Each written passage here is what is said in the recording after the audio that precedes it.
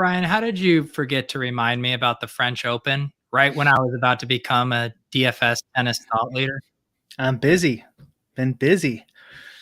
I was legitimately stunned when I saw that message and I realized that the French Open had started because I had been gearing up. This was going to be my debut. Little did I know it is. Is it already over? Has it passed me by? No, there's still more slates. They get smaller and smaller, but they're still playable right now. Did you play it? Uh-uh. Okay, that makes me feel better. I would have been so steamed if you were in there making your little lineups and didn't tell me. What time do you think it started? What day? No, what time of day? Oh, French Open, they're what, like 6-7 hours ahead of us here. I probably was like a 3 a.m. lock? It's exactly 3 a.m. I am a thought leader, Brian. Wow, you would have won. You would have binked it. That's all you need to do is guess the start time. Yes, that's more than anyone else knows about DFS Twitter, DFS tennis. So there we go. Yes, I am bummed. My career is delayed. I can't. What was it? The only DFS career I had that was shorter was that first night we played NBA DFS when Rudy Gobert shut it down, and I was a NBA DFS player for about a quarter and a half. And you've never gone back. You haven't played Classic since, have you? That I legit have not played Classic since. Have done some showdowns, but never Classic. Yeah, I don't blame you for that one. That's like the most annoying DFS sport where you have to stay there all night long. All night long. But you're even on these. Has it been a little easier with the playoff slates? Feel like you're decelerating a bit. Yeah, today was no good though because the Sixers and Wizards decided to change their starting lineups. But yeah, the late scratches, they're way less. Yeah, the fake injuries and stuff. And haven't teams tightened down their rotations as well? Yeah, they tightened down their rotations. That's not necessarily great. It's but players getting scratched can be a pain in the ass. Yeah. I mean, that is where you get a lot of your edge though. So it's tough to complain too much. Brian, do you like basketball? Do you find are you a fan when you watch? No. I mean, it's fine. It's fine. I don't know. Fine. I don't watch sports that much anymore. Yeah. I haven't watched the game all year, I don't think. You like watching MMA? Or sweating MMA? Yeah, I watched it too, yeah. Yeah. And you like watching some football too, right? Red Zone. Yeah. And like golf on Sundays, sometimes, not always. Yeah. But no baseball anymore, no basketball. I like March Madness. I watch that. Okay. I was watching my father-in-law had the golf on this weekend, and I saw our guy Kokrak took it down, and I also saw a guy in like 6th place. Brian, this is how messed up my brain was. I saw Hoffman, and I was like, could that possibly be Noah Hoffman? And I was like, if this is Noah Hoffman and no one alerted me, it was not Noah Hoffman though. It's Thursday Charlie Hoffman. Any relation, do you think? No, I don't believe so. Man, that would have been the most glorious day of my life. Kokrak winning and Noah Hoffman in the top 10. So like, I used to be like a huge fan, like when in my 20s and, growing up as a kid, and like when there was a playoff, situation, I was like legitimately on the edge of my seat, nervous sometimes, like too much so. But like, I'm not sure it's just gambling. It's like the idea of being a fan of your home team makes no logical sense. Like, just because you were born relatively near a stadium that no longer exists, most likely, with players who are no longer playing for that team anymore, people who run the team who aren't from the area, the players aren't from the area. Why are you wearing these people's jerseys? And don't you, and also I feel like, you know what, a good example of what illustrates the absurdity of it is someone who's a huge fan. Let's use the Bill Simmons example, right? Grew up in Boston, die hard Boston fan, moves to LA, has kids, and like your kids in that town, they are going to like the teams that all their friends at school like. Yeah. And so now all of a sudden, what, you're going to tell your kids that they can't root for the Lakers and the Dodgers because you grew up in Boston? It makes more sense, though, logically, that your dad liked him, so you like him. Yeah. Yeah, I was raised on it. There was all this. It was always on TV. There was always like plates and cups in the house that had the logos on it. I had like their shirts. That makes more sense than just I like the home team. Yeah. And like obviously there's something tribal in there. And they did this study I read years ago. So who knows if it's true? This is like a decade ago. On the Premier League, I think it was the Premier League. They tested like the saliva or something of home and away players, and there was like an increase in testosterone and in some other things when they were at home. And these players obviously aren't even from there. Well, maybe in the Premier League some of them are, but like so I'm assuming there's got to be some evolutionary biology in there. But if you sit and think about it, there's no fucking reason to get all fucking worked up over these people you don't know, right? Looks like MMA and golf's a little different. Like I think you could do this for any sport really, but definitely MMA is like just to appreciate the balls and like the sport of it, and just be like you don't even have to be a fan. You could just be like that's I would go down from like that guy fainting a punch at me. You know what I mean? Yeah. Like in golf too. To me, the concept is like the tribalism element is also like putting all of your eggs in one basket. You know, Dave here saying because it's fun. From the kind of traditional sports fans I know, they don't seem to be having fun that often. I mean, unless you're rooting for like a dynastic team, like the Patriots for, the past 15 years, like you're not having that much fun. Like I've seen my Denver friends and sports fans, like, that live and die by the Nuggets. And it's like, okay, we've had a couple good playoff runs, but then like the rest of the time you're just miserable. Like to me, that you're not having fun all the time from what I'm seeing. Like it didn't seem like that Boston fan who threw that bottle at Kyrie was enjoying the performance of his team and Kyrie. What do you think that is? Like that kind of shit? Do you think that dude is that filled with rage about what's happening on the court? Or do you think it's just like, I'm a bro hanging out with my buddies and they'll think it's funny if I do this? No, I would guess, who knows, but like I would guess rage.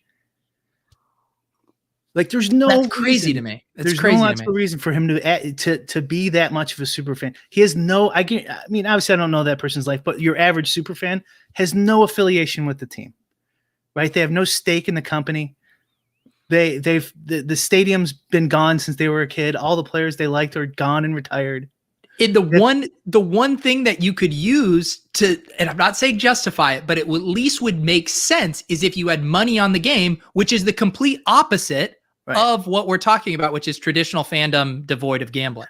Yeah. I mean, not in that instant. Like, even if you have money on the game, you can't just like throw shit. No, you can't. But I'm saying at least I would know why you were like so mad at Kyrie for ruining your spread or whatever. Well, let's assume it is fun. Okay. Yeah. Fine. Let's assume it is fun. That doesn't mean you have to be the Chicago fan because you live in Chicago or the Boston fan because you live in Boston. It should just be arbitrary, like MMA. Yeah. Well, and then because there's the stigma, right? With the little kids, like as a kid, I liked Duke because they were on TV a lot and making it to the Final Four of the NCAA tournament. And then I got to high school and everyone's like, oh, you're a bandwagon fan, all that. I'm like, what school do you like? And they're like, I like Arizona. I'm like, why? And they're like, because I like their jersey. I'm like, fuck you. Like, we're all liking these teams for whatever reason we want. Yeah. Right. And I think some of it's fake when push comes to shove. Like, I doubt they really care, but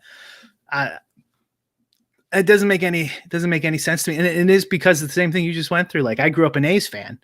And so everyone was a Cubs or a Sox fan here. So I just got shit from everybody.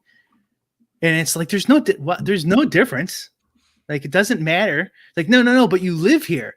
So like I live like, do I have to root for the local burger joint? Like too, or something, you know what I mean? Just because it's near my proximity, it's close to me. Hang on. I feel like this comment could tee Brian up for a rant here. I mean, reading your facial expressions as you read that. Sense of community. So I mean, that's fine, I guess. Yeah. That's fine. Economic impact. I guess. I mean, obviously the thing I would hate most about that, especially it depends on the city you're in, is that they take money from the residents who don't even like sports to build these stadiums. And there's like a difference, right? Like if you're rooting for the Bears, you're rooting for McDonald's or Burger King. Like if you can convince me on like the local lacrosse team or the women's soccer team that you're like supporting local, like I can buy that argument a little bit more because they don't have the massive TV deals, the massive revenue deals. You're actually, putting money into the system that allows them to pay these athletes, whatever bare minimum they make as a professional athlete. I can buy that economic impact more there, I think. Yeah. I mean, I think he's more talking like more of a macro sense. Like if you have no major team in your area versus someone comes to your area, it makes, who knows, like $1 billion extra for the community. Like, yeah. Okay, that's true. That's true time. I mean, I don't know. I mean, I'm not like, I would be like, you could say the same thing about an Amazon, right? Like if Amazon's headquarters comes to your town, it's going to bring a whole bunch of economic activity and tons of jobs and tons of money and whatever else. That doesn't mean I'm like, oh my God, I'm going to root for Amazon now. You know what I mean? Like, yeah. Hang on, Brian. Jeff Bezos. Breaking news. We're now a lacrosse show because apparently we get $5 a lacrosse mention here. I am going to become a lacrosse thought leader. Evan, how much you willing to pony up a month for lacrosse content, buddy? Because I recently left my job and I'm willing to talk about it. I'll talk about it as soon as the DraftKings adds it to the oh, that would be fun docket. Yeah, another sport that has like 18 people playing it. Yeah. I get to go back. I don't want to, I understand I guess the counter argument for me is I understand the appeal of traditional fandom. Like I can wrap my head around it, but my counter is I feel like you can get like all the great things about sweating a team through traditional fandom, through gambling, through DFS without all of the downsides. Obviously they're still winning and losing, but you're more at control of that experience. And people will die by every touchdown or like, I don't know if you have buddies on like text threads, like don't text me during the game. It's like, it's going to happen either way, dude. It's gonna, whatever happens, you have no control over this. And you know how I feel about jerseys. I don't think go ahead. I don't remember what you feel about jerseys. You shouldn't wear another grown man's name on your back, right? Unless it's like your family member or you're the high school girlfriend of this guy. You know what I mean? Oh, wow. Here we go. That's it. You shouldn't wear fucking... I'll make exceptions for like legends who are dead, like Hall of Famers or something. Maybe as a little sign of respect. But you're like, if you're like 30 and you're wearing some 22-year-old dude's jersey name on your back, think about it for a second. In any other context, forget sports. Say sports didn't exist. And you're out at the bar. People are like, what the fuck are you doing, weirdo?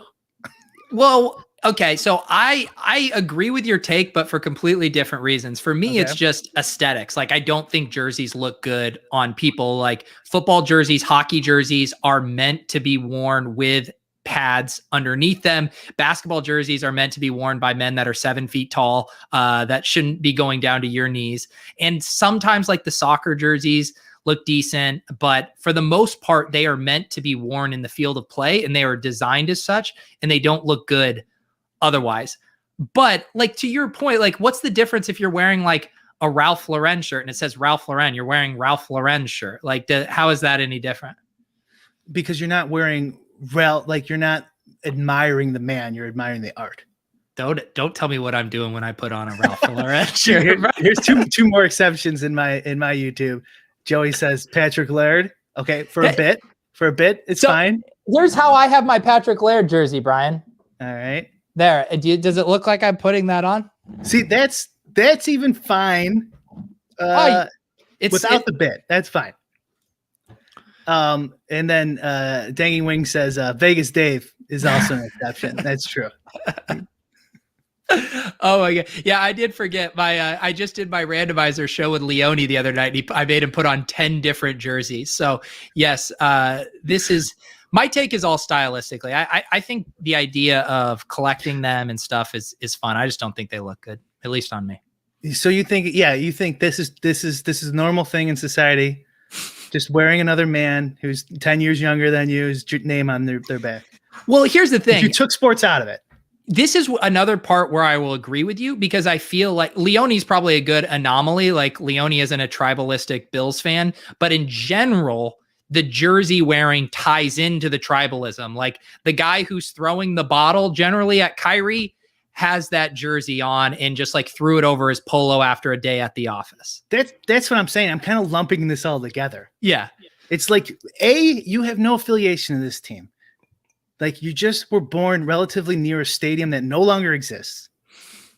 And these guys are kids and you're wearing their name on your back, which in any other context would be fucking weird. Okay. All right.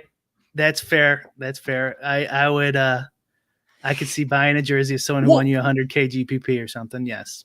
See, same thing for me. I will say, like, say I won a GPP, I would definitely be down, but I would frame it. I would put it up as like a collector's thing to remind me of that moment.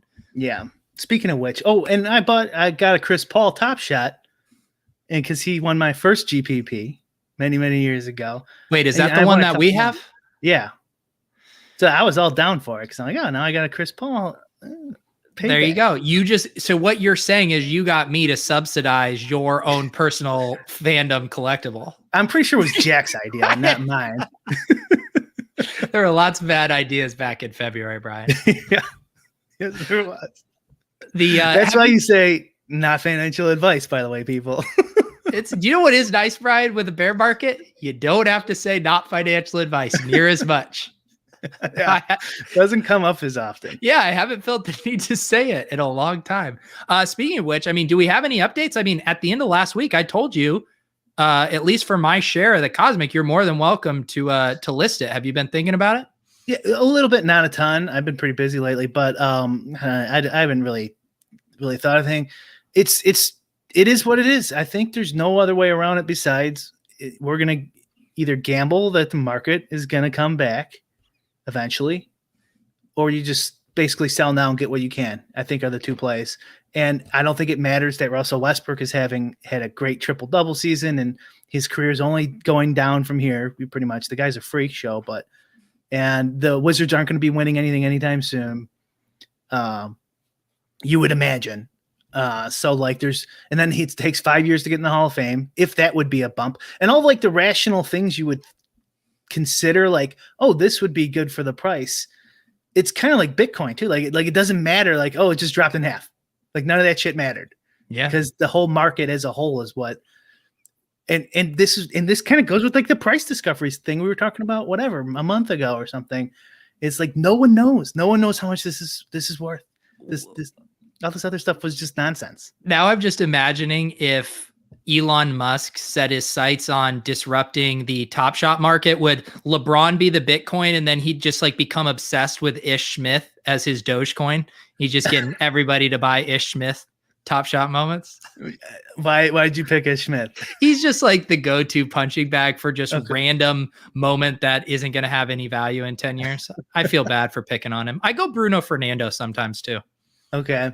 Yeah. I kind of like Ish Smith because he's more like a D-League success story. I think Bruno was a first rounder. God, I can't remember. But. Yeah. The Skylar, so you're saying I won't get a massive pump on my Jokic moment after he wins MVP. I don't think either of us are counting on that at this point. If you did take my advice many moons ago, I wasn't the only one, but buy Jokic and parlay it with the Jokic MVP. At least you get the MVP bet. That's right. The other part didn't turn out so hot. Yeah. Yeah. You know, at the time, it seemed the fact that, I mean, at the time, Jokic was not locked to getting MVP. Like that was still very much up in the air. And to like hit that outcome, like, you know, say it had what, I don't know, a 35% chance at the time, 40% chance. if that even. Yeah. Yeah, it's still pretty sick to like hit that, I don't know, 4-outer and not get anything for it. Joey, one more time in my chat, says when he was in the 4th grade, he thought he was the coolest guy with his Ricky Williams jersey. Yeah. And Vic too. Vic was a stud back in the day. For children, yes, children. This is all perfectly appropriate. What's your cutoff? What's your age cutoff? Good question. I mean, everything seems to be at 18 or 21, right? So okay. Those numbers are pretty arbitrary themselves, but yeah, either one. Definitely 21. Possibly 18. Yeah. People are mad at me about my Ish Smith slander. This happens every time. There was this one guy on one of my shows that was like, Ish Smith has the best crossover in the league. And I really upset the Ish Smith stands. Maybe I need to come up with someone. He's fast. Okay. Can't shoot really. Okay. Decent passer. Undersized. Now, this is an interesting heuristic for this. You can have a jersey if the guy is older than you. I mean, I think it's kind of like, remember, what's that old, it's kind of a joke, but like if you're going to date someone, they got to be like half your age +7 or something minimum. I do remember that. I do. Yeah, I think it's got to be like that. Like they got to be like double your age -7 or something. There's got to be a big separation, like an old Hall of Famer. That's because I got a Buckhurst jersey. I don't wear it and I don't have it. I've had it for years. Like Red Grange or Thorpe or something. Something like that. It's like kind of hipsterish, maybe. Yeah. Like I could see something like that. But yeah, wearing some 22-year-old dude's name on your back and chucking bottles at players because you were born relatively near a stadium that no longer exists make no fucking sense. Here's the thing with this rule, guys, because it seems like you guys like this rule. I'm gonna look no cooler in a CeeDee Lamb jersey than I am a Ryan Fitzpatrick jersey. Like it's not going to matter just because he's older than me. It's not changing the fact that I'm going to look like an idiot in it. Wait, what was the rule? I missed it. Older than you. So CeeDee Lamb, younger, second year player. He's probably like 22, 23. Ryan Fitzpatrick, definitely older than me. So by this rule, I would be allowed to wear a Ryan Fitzpatrick. Okay. Yeah. See, okay. I'm sticking with my guns that it's got to be much, much further than that. Because think about it again. If you agree with the logic of this wouldn't be accepted in I'm never going to repeat that, but for the podcast people, there's a formula for when you should how you should pick your jerseys. I keep getting older, but the jerseys keep getting younger. If you agree with the logic that in any other situation, if there was no sports, that wearing a young man's name on your back would be weird, then it would still be weird if the player is 35 and you're 29. And I'm like, why are you wearing that? Why are you wearing Bob's name on your back, dude? Why are you doing that? Like, yeah, Bob's pretty good at basketball, but like, you're an adult. You shouldn't wear some other guy's name. Maybe his kids should wear it, or someone in his family. Let's go further on this. Say you if you get I mean, I already know the answer to this, but if you get invited to a Bears game, like you're not wearing a Bears shirt. Are you wearing a Bears hat? Are you wearing any kind of fandom signifier? I just threw out a lot of Bears stuff. I used to be ridiculous. I went to a Cuse game. They were playing here at United Center with my ex-girlfriend. This is years ago. And her friends from Syracuse came up to meet me like, Bears fan, huh? And it's just head to toe, real big Bears fan, just totally shitting on me. And I was like, God, I probably shouldn't wear everything Bears. Everyone's upset at us that we're making fun of wearing jerseys. I'll tell you, here's a funny story with that too. I recently cleaned out my basement and I have a tub of unworn Broncos gear, shirts, hats, flannel pajamas, pillows, because for the longest time, my mom, luckily these have tapered off, bless her soul, will send me these care packages. And so her mind, she's like, Pete's a football fan and I live in Denver. So I will just send him constant Broncos gear. I have Broncos socks. And I was looking through this bin and I'm like, why do I have all of this Broncos gear? And it's because my mom continues to send it to me.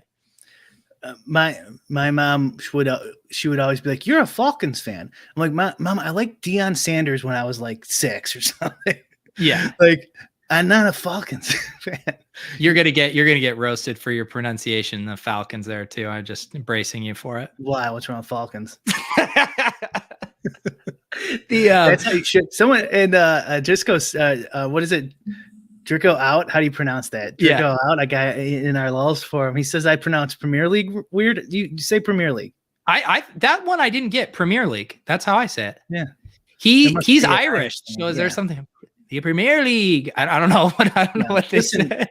We invented the English language. Okay, so who the fuck is this guy?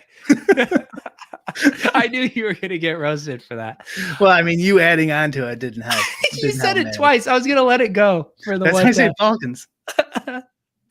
It's my biggest fear. There's so many words too that I've read. I know what they mean, but I've never said out loud. And every once in a while, you'll just like, all right, let's walk this tightrope and see if we can toss this word out and hope how I've always read it in my mind is correct. It's funny, like what does get people upset and yourself upset. Like I could care less. Falcons. Like fuck you guys. I don't give a shit. That's how I say it. I think that's how everyone around here says. Oh, this is how they want us to say Premier. That's how all the hoity Premier League. It's the best football in the world in the Premier League, Brian. Premier. Drico says, Pete, be careful next time you start your car with that kind of talk. All right, I will. I don't want to ruffle any feathers across the pond there. The most absurd Broncos thing my mom has ever sent me is Tim Tebow's biography. Did you read it? No. Ah, you gotta get in there a little. Dude, my family was obsessed with Tim Tebow, like to the point where they, like my grandpa, he passed away, but he was a diehard Broncos fan his whole life, and even he thought Tim Tebow was like the future for the Broncos. I think it was mainly just because he was a Christian, God-fearing man, but he was convinced that Tebow could do no wrong, and it was every other position on the team that was the issue. Fantasy wise, though, he was pretty fun for like a season and a half there. He was, and they did have that some season long leagues back when that was the thing to do. He was like he would like pass. He was like 8 for 11 on pass attempts, but he would rush for 85 yards. I think that completion percentage is a little generous there, buddy. Yeah, I think it was more like 6 for 17, and he would rush for 90 with 2 tutties or something, and it would probably be like 5 for 16 with 55 yards until the fourth quarter. And then he'd get like a bomb somehow for a touchdown and then rush some crazy run in. That was his best play. It was the wild card game against the Steelers. It was the first play of overtime. And it was just a walk-off like slant to Demaryius Thomas, like broken coverage. I think he got the defense to bite on the play action. And Demaryius Thomas took it like 75 yards for a touchdown. And then we went into New England and the spread was like 20 points and we got beat by 35. And that was the end of Tim Tebow in the playoffs. Do you think he could do any? This is getting into things that are really not that interesting to me, but do you think he would do anything in like the Lamar Jackson modern? Oh, we now know kind of what to do with these guys. Because back then it was pretty new. To me, like comparing. To me, Tim Tebow was like the epitome of the like dominant college athlete. I feel like as a pure athlete, Lamar Jackson is just on a completely different stratosphere. I'm not saying that they would be the same. I'm saying like just force. Who is Harbaugh still the coach? Force Harbaugh to you got to take this guy, play him 16 games. And how would they do? Would he be able to? Yeah. Yeah, I mean, so even assuming how much rust he has, but yeah, I'm sure some of these better coaches, Harbaugh, Kyle Shanahan, some of these could come up with some kind of offense to make it palatable. Because what they were doing, that was a long time ago, but they tried to kind of make him a normal QB, maybe a few more screens and stuff or whatever. And then he would scramble just making, out of making it up on the fly. Yeah. Maybe they had a few run plays in there, design run plays. That was so long ago, but definitely not like a smart, complete offense like a Lamar, like the Lamar Jackson offense. And I'm seeing this in the chat here. I know he's not as good as Lamar Jackson. That's not the fucking point, guys. Clearly, you're talking about Pete's family who loves Tebow. I could care less.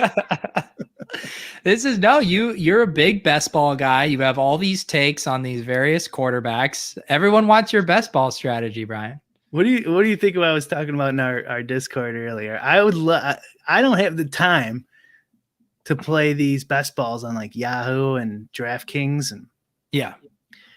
Like, what if we like got someone to just do it for us? Like here's an example. So like Pat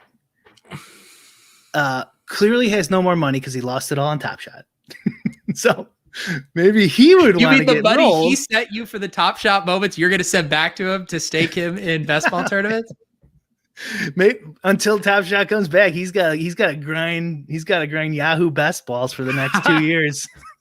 You make it sound like it's like some punishment, like he's picking up litter on the highway or something. Isn't it though? See, that's the thing. I legitimately enjoy drafting the best ball teams. I would not do it if it felt like a chore. It is legitimately fun to me. It's pretty cool. I'm just kidding. It's not my type of thing, but like I totally see it. And if like I was grinding a bankroll, it sucks you got to wait the whole year. Yeah. But like if you're a grinder, like and you have enough money where you can still play whatever DFS or sports betting or wherever else you have an edge, definitely easier than trying to beat like heads up cash games in NBA $100 or something, nowadays. Yeah. And especially too, I mean, even I'm lazy. Like I just like playing in the big one with the $1 million up top, but in those 3-mans, there's different strategies and stuff. And best ball is one of those things where I think if you are drafting smart structurally, you might have a bad year just not hitting on some of the breakout stuff, but like you can break even in a bad year if you're drafting well structurally. And then if you do hit, you could have a really nice windfall there. So yeah, I do think best ball, if you're willing to spend the time, if you're willing to tie up your money for that long, is like you said, a nice way to build your roll. I used to have a whole staking stable in poker back in the day. Really? Yeah. So I got like this, it's a long story. Like this site went under that I had like 25K on, and then a bunch of the poker players sued the site, and I was part of the lawsuit, and then we lost. But some shady dude got a hold of the rights. Hopefully he doesn't see this because he's kind of like a scary guy. He's not shady. He's totally normal. And he's like, I'll give you your own like skin on this poker network. Okay. And I'm like, I'm pretty sure it's illegal for me to do that. And so like he gave me just like this killer rake back deal for whoever I wanted. Like we had like some sort of deal worked out. And so I'm like, well, I mean, now I could stake and coach some of the guys who show promise. And there's not a ton of risk because the rake back would be more than enough. And people don't understand how much rake costs us. DFS is way worse than poker. But yeah, so I'd stake guys, and then I'd look through since I had access to this guy, I could like look through their play a little bit. I was just going to ask what kind of monitoring or how much was on the honor system with that. So on that site, there was nothing they can do because if they had to cash out, I knew the owner. And so I'm like, if anyone from my site, like my thing links or whatever, tries to cash out, let me know. And then, if it's just, and then he just sends me a message and I'm like, oh, okay, that's not my guy or something. And so I would say probably like 50% of the people tried to immediately screw me. Jesus. And I was not very picky because I knew they couldn't. As long as they were half your age plus 7, you took them. And the name on the back, everything. Yeah. I mean, to me, that stuff always seemed like a logistical nightmare. And then you're adding in all the elements of, like you said, you were having to train them, coach them. There was like this business aspect in a way. They're your employers. Seemed like all kinds of messy stuff that could arise from that arrangement. Yeah, it was pretty brutal. And then you kind of hope that like a few like whatever studs pop up through this and they're like, they get it. Like most people are idiots.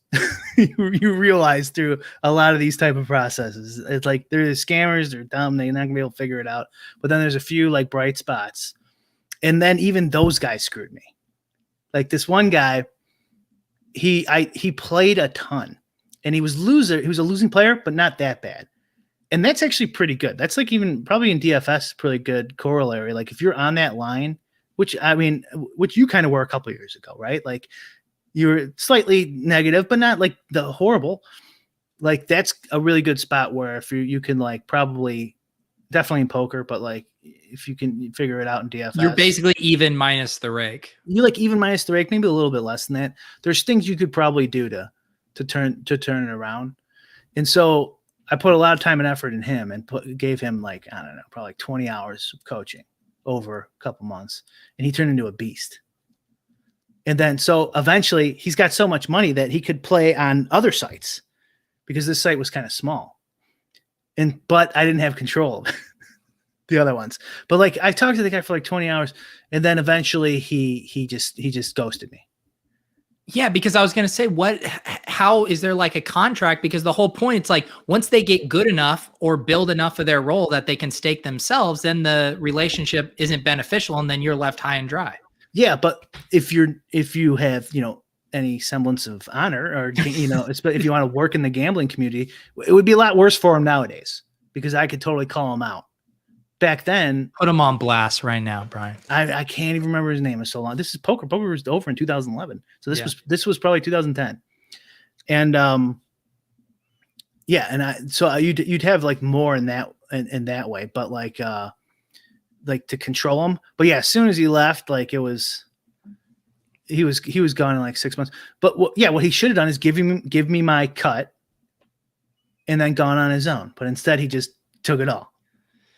And there was another guy who was like a total scammer, who was like more of a reg. And so you gotta watch out even for like regs. Like you never know what someone's bankroll is, Or I've been listening to this podcast, Exit Scam. Davis initially put it on my radar. It's from the guy Aaron Lammer. He had a crypto podcast, and he's done a lot of different podcasts. But it's about do you remember the Canadian Bitcoin exchange called Quadriga? No, it's never gonna go. Yeah, it wasn't. I don't remember the story the first time around, but this guy ran off with over 250 million of user funds, went on his honeymoon to India, and then was reported dead because of stomach poisoning in a hospital. Right. Now, I know what you're talking about now. There's a podcast for it. Yeah. Yeah. And so it's just like, it's now going back through of all the ways this guy had scammed people his entire life. And it just like listening to those stories you were telling about the poker guys, it's just like some of these people, like that's just what they were born to do. They were born to hustle for money, and they're going to take any kind of scam angle they can. The guy who scammed me, I talked to him on the phone a few times, pathological, no doubt in my mind. Like, even like, because he didn't know that I was basically like part owner of this eventually. And I think what he was doing, this is so long ago, it's hard to remember. I think what he was doing was making 2 accounts and then playing himself and dumping money. And did I get it back? I can't, actually, I don't think I got that money either. Someone was asking what the site that went under was called Pokes Poker.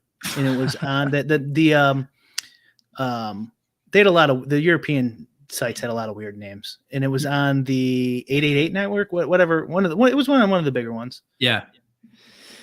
Well, coincidentally, the episode I just listened to today of the exit scam is not only was he, basically using new deposits to pay out old people who had already tried to pull off their money. He had like 4 or 5 dummy accounts on his own exchange and was basically just free rolling gambling with his users' money, and had lost a shit ton of money on just shitty trades on his own exchange.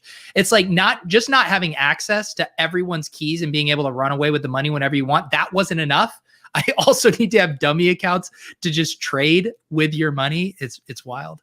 Maybe he was trying to trade, and if he banked that, he wouldn't have gone. What's interesting? The guy who owned that poker site, Canadian dude. The story was like, I think like his dad was rich or something. And he was like, it turns out he was like in his 20s. Yeah.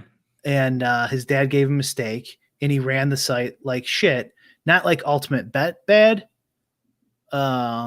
but yeah, bad enough. And then that happened that happened when was either GEA when that was passed, or when NetTeller pulled out of the American market. I can't remember.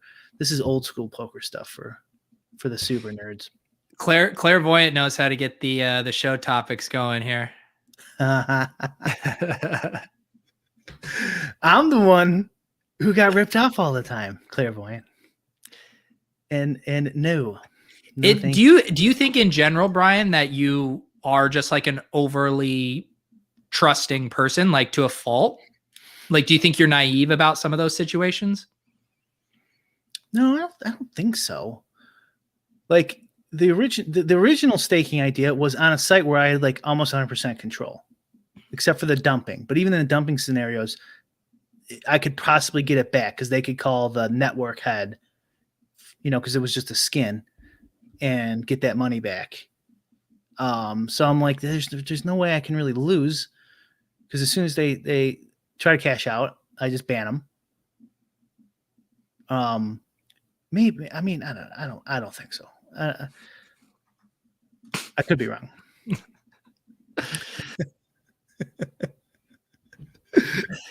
That's true. This is Brian. You have been jaded, but then you met. Go ahead. People are some of my favorite people. Yeah. Yes. Who are your favorite people, Brian? I don't know. That's a good question. I mean, all my friends have been like my friends for like 20 some years. Yeah. Like almost all my friends. Yeah. So it's all the same people. I mean, but all I do is like listen to podcasts.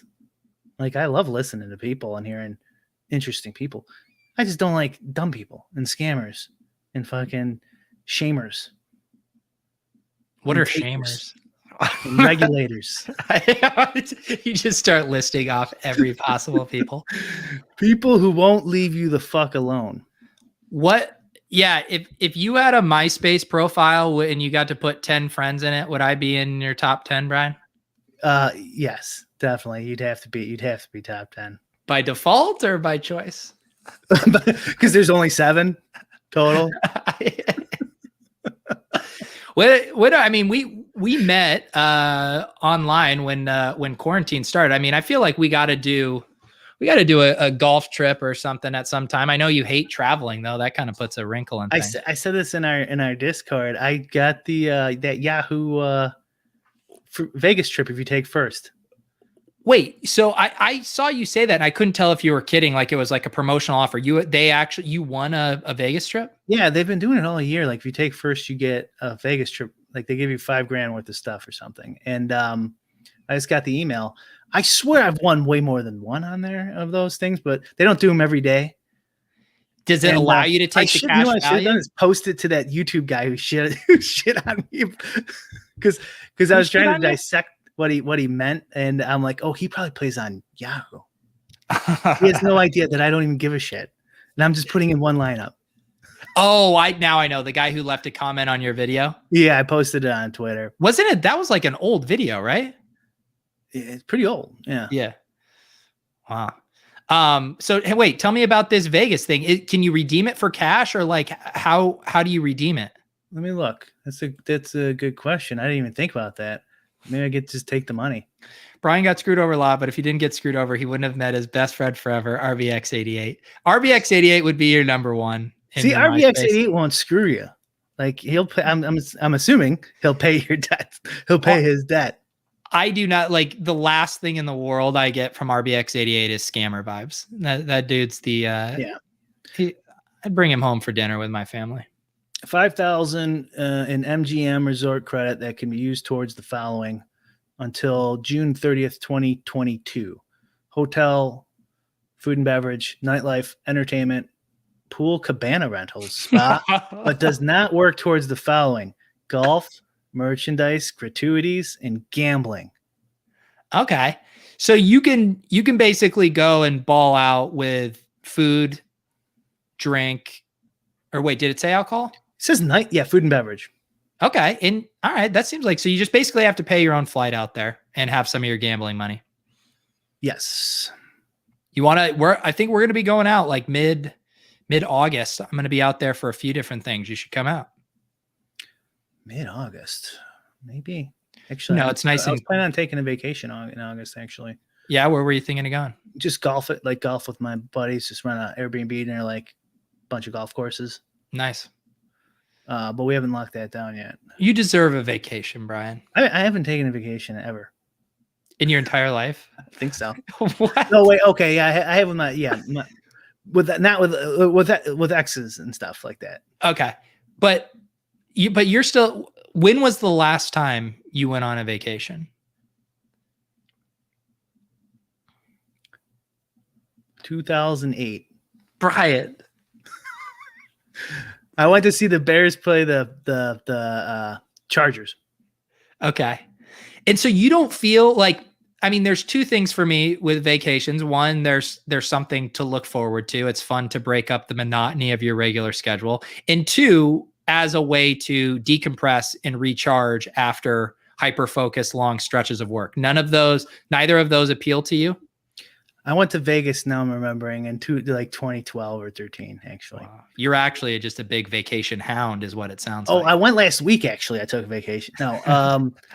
Did you ever hear about like that, like how your memory compacts, your brain compacts memories? Yeah. Right. So like if you take the same subway to work, to the same spots, eat lunch. Yeah. It seems like every day's the same. And why then you go on vacation, it breaks up because your brain's just like, this is all the same shit. Let's just shrink it all down. And then you go on vacation. They're so memorable because it's such a different thing than your normal routine. That's the entire thing of memories. Anything we remember is because it breaks the monotony of your routine. Like if you got in a car accident, the reason you're going to always remember that is because you drove that way on your commute or whatever every single day. Nothing ever stood out to register, everything condensed. Like you said, it's just that one day that something random happened is the one thing you remember. Yeah. I mean, that's part of it. I would say there's probably more to it. Like you don't remember like 2 + 2 = 4 because the first time you No, I mean, I'm talking about experiences from your life. Because I've had that too. I was thinking about it the other day. Like, you know, I lived in probably 6 or 7 different buildings in my span living in Boston. And for some reason, there's this one year that I lived in this apartment and I can remember like 4 things from the entire year. And it is so weird. Like there's all these small details where I'm like, I don't even remember getting dressed in my room. Like I can't remember one single specific thing. I'm like, did we eat at the table? Like it's so bizarre because it must have just been so much of the same thing that nothing stood out in a way that I remember it. I have trouble remembering being like under 12 years old. Like I don't remember. I have a ton of memories that stick with it. Yeah, I was thinking about like people you haven't seen for a long time. Mm-hmm. Like you kind of have to be a little bit older to even think like this. But I was thinking like I don't want to see them. Like I want to remember them as being young. Like I don't want to see them now like old. You know, like people from high school or college you haven't seen in so long. I just want you to stay that age. I forget. I feel like I might. Hopefully, I didn't tell this story on this show last week. I might have mentioned it, but I got a photo from my parents of one of my high school classmates and one of my buddies, and he now works for animal rescue in the city. And my parents had a stray dog in their yard, and my friend Jared was the one on patrol that came and picked it up. So I get a photo of my high school buddy Jared with my dad and a stray dog in our yard. And I hadn't seen Jared for a long time. He has multiple kids now. And it was just like this weird thing, like you were saying, where it's like, this is like a time capsule of my life from back home. And it was legitimately jarring to see this photo. Yeah, definitely. Yeah. Or like an ex-girlfriend or something. You know, like you're like a mom now. That's not how I remember you. You're not on, I can't imagine you're on Facebook. Were you ever on Facebook? Oh, I'm on there. I just haven't accessed it and I don't even know how long. I can imagine you just posting a storm on there, sharing all these Donald Trump memes.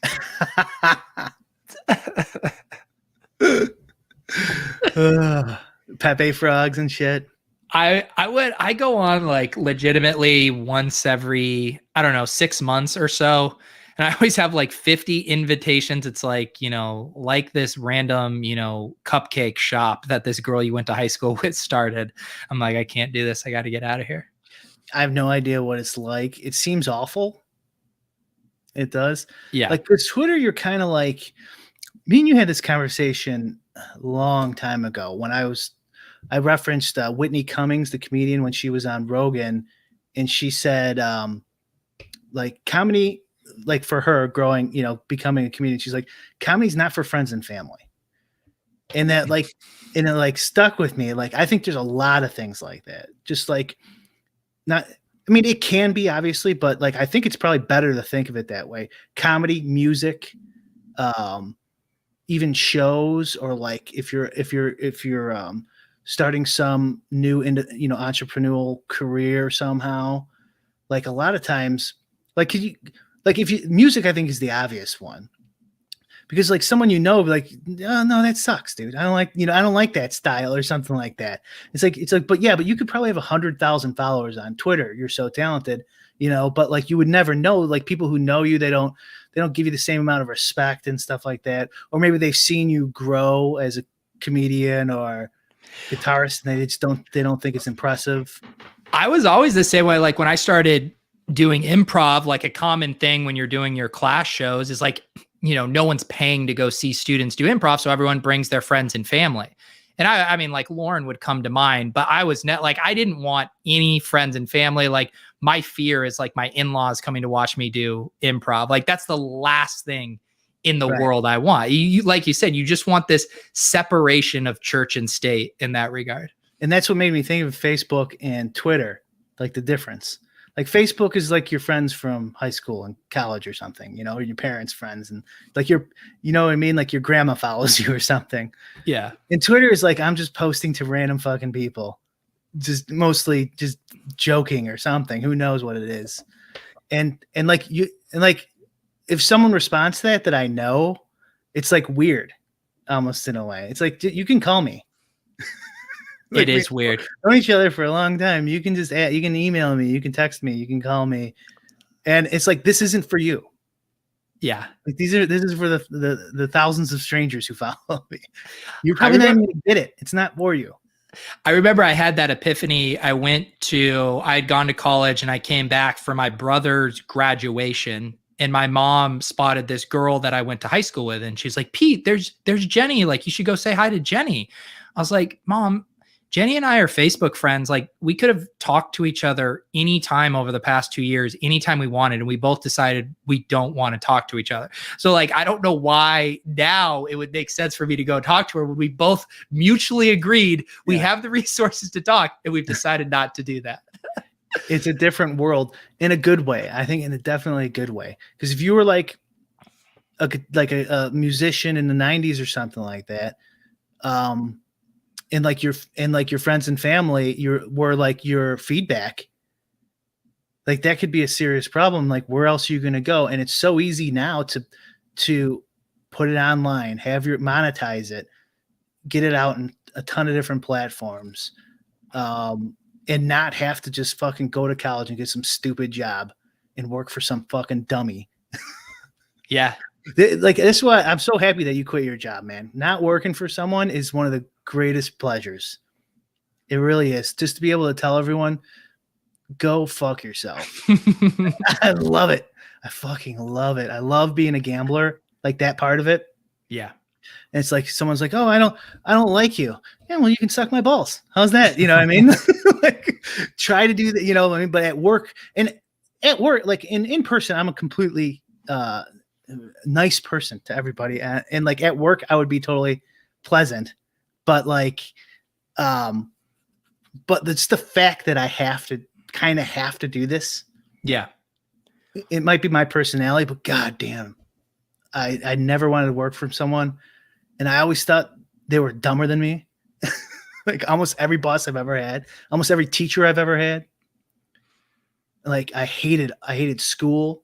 I hated the structure of it. Like, and because of gambling and the internet, like I could get out of that fucking rat race. Yeah. And that's probably one of the reasons I don't take vacations, because I'm like, oh, fucking, like, I got lucky here. Yeah. And you feel like you have to push those edges until they dry up, kind of thing. And that's because of poker too, because I didn't, when you're young, you're stupid. You don't see the future. You don't, and I had no clue what the government was, capable of back then. Wasn't even in politics. And I just thought, you could just take 6 months off and then come back and play poker. Yeah. It's like, oh shit, no, they're going to take that shit away. I do think the stuff with being anonymous right now is interesting because I feel like in the traditional fantasy football world, everyone is like branded on their name. You have your photo, you could look everyone up every which way. And then you notice a lot with the crypto communities, the NFT communities, tons of Anon accounts, tons of people that have built like brands around their NFTs that they own. And like, that's their online identity. I think it's just an interesting shift too, where like, there's lots of these people where a lot of what the NFT stuff has been funny because I'm like, did I know you before? Like, are you from DFS and you've just done a full on NFT rebrand and now you're an ape avatar and have some funny name? Like, part of it is kind of weird, but part of it is nice that avenue is possible for people to still be a part of communities, but in an anonymous way. Yeah. Yeah. I don't know why this is reminding me of like that band Gorillaz, the old, from a while ago, or even like Kiss, like, fake make it, like different personas or something almost, that you don't really know what they look like. I love all of this, and I can't wait for the next young kid to come up and figure out how to decentralize YouTube and Twitter and make it seamless and monetize, and so you don't even need them anymore. Yeah, and like we have to, like, someone's got to figure this out, like because they will never leave you alone.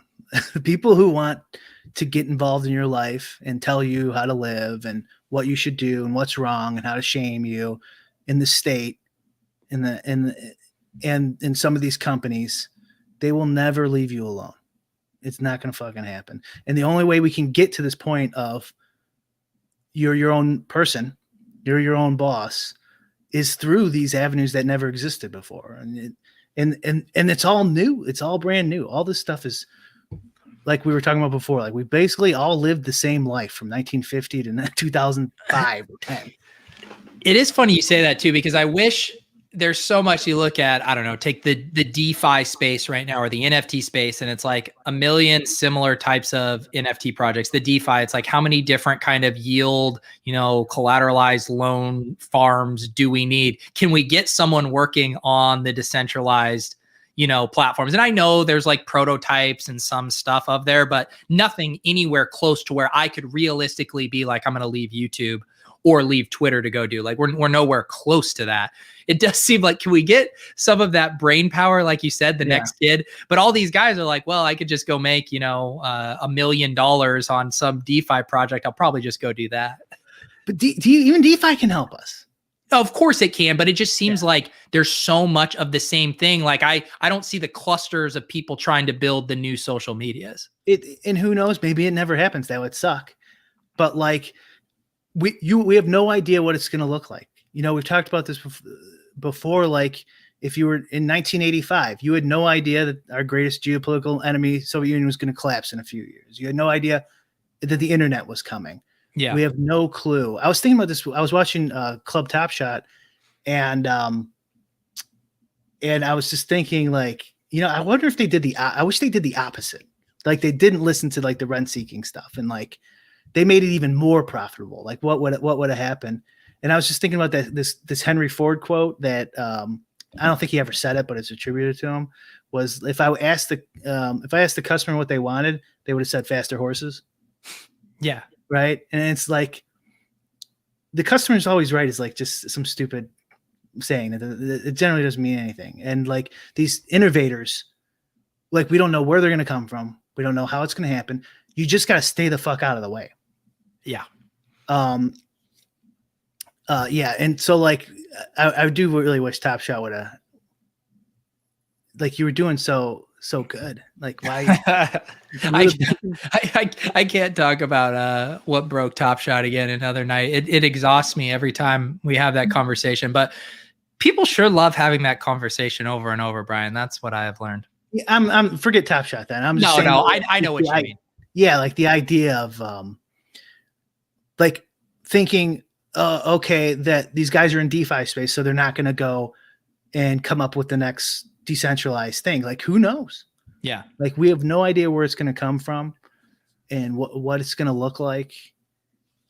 But hopefully it happens. And hopefully, because if like the state does get locks down on like DeFi, because it seems like I was talking to my brother about this today. AMC's going insane again. Yeah, so that might buy us more time from the legislators locking down Bitcoin, crypto. They might go back and focus on GME retail and AMC.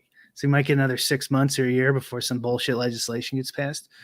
But like you could see and I know there's a lot of speculation in the DeFi space, but you can see what happens when there's not all this crazy regulation.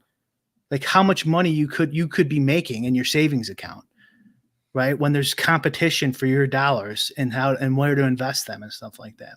Yeah. You could see it because there's no red tape. There's no bullshit, right? There's no like 6 companies who run all of it.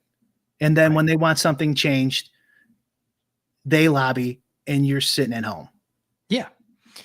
Yeah, because the upside is not worth it for the people knowing the amount of hoops, the rigmarole, all that stuff that they have to jump through just to have a chance at the upside. Yeah, it's basically over at this point.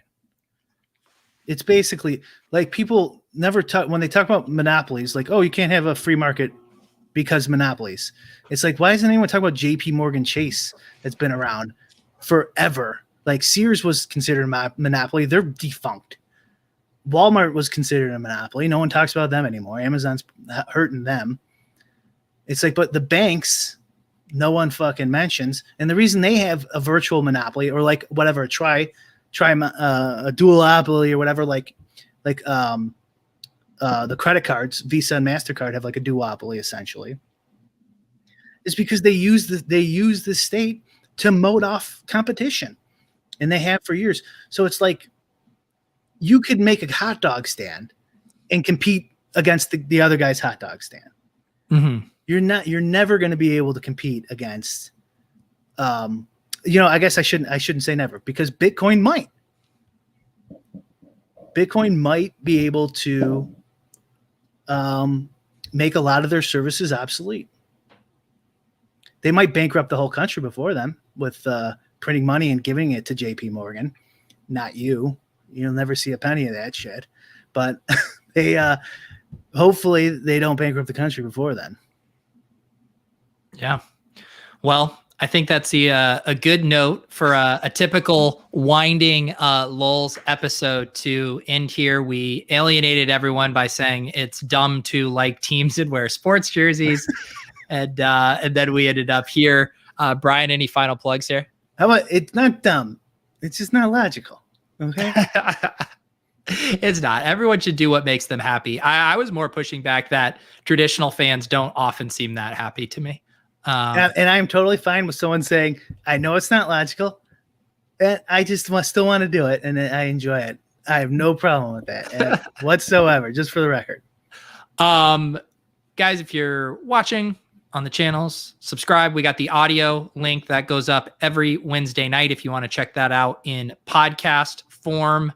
Anything else going on in your neck of the woods, Brian? Same old. Go Falcons. Go Falcons. Go Premier League. Premier. Love that football over there in that Premier League. Lots of good footy over there. I am hopping over to ship chasing. I got Pat Crane, Mike Leone. We're going to talk more best ball. Brian wouldn't give his best ball secrets tonight. Maybe Leone and Pat will share theirs. My 2 horses? My horses in my stable, hopefully. Your horses. That's right. Pat has to get unstuck on Jason Tatum. All right, guys. This was fun. We'll see you guys next Wednesday. Peace.